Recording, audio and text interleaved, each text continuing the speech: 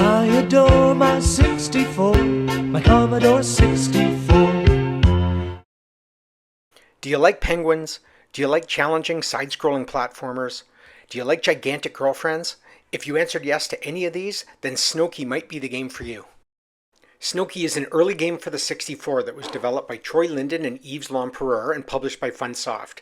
It was released in July 1983, right around the time that Return of the Jedi was playing in movie theaters.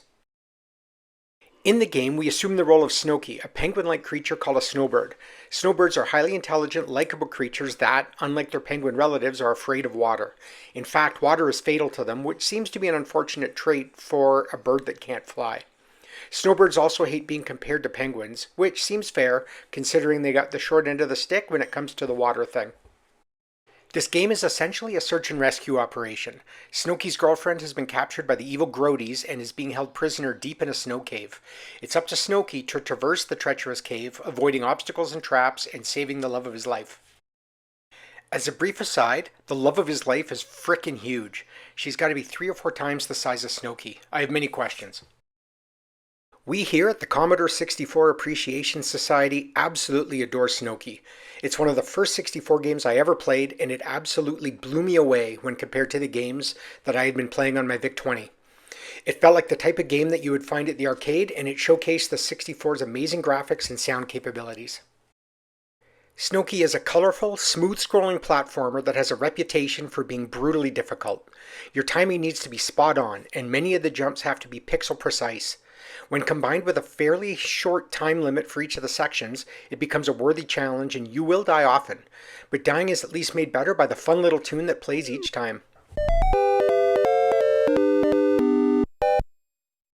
But as tough as the game is, it's not unfair, and it can be mastered with some practice. Until my recent run-throughs, I hadn't played Snokie since the 80s. I was amazed at how quickly my muscle memory kicked in. I remembered the challenging spots and also the various tricks to get past each of its 15 screens. It took me about a dozen runs to reach the end, which I consider a significant victory after being away from the game for so long. Snokie was reviewed well at the time and still holds up today. If you get a chance, I strongly suggest checking it out.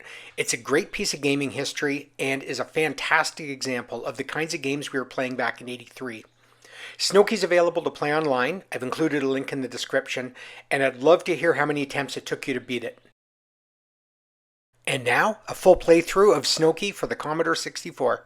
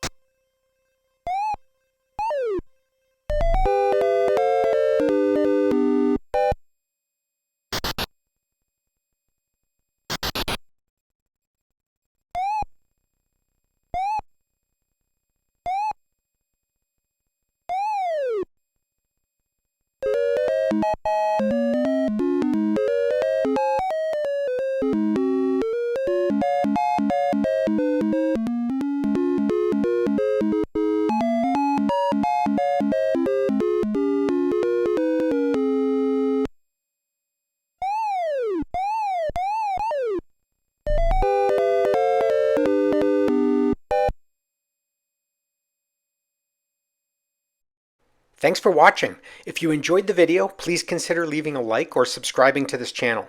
And if you have any comments or suggestions, I'd love to hear them. Hope to see you again.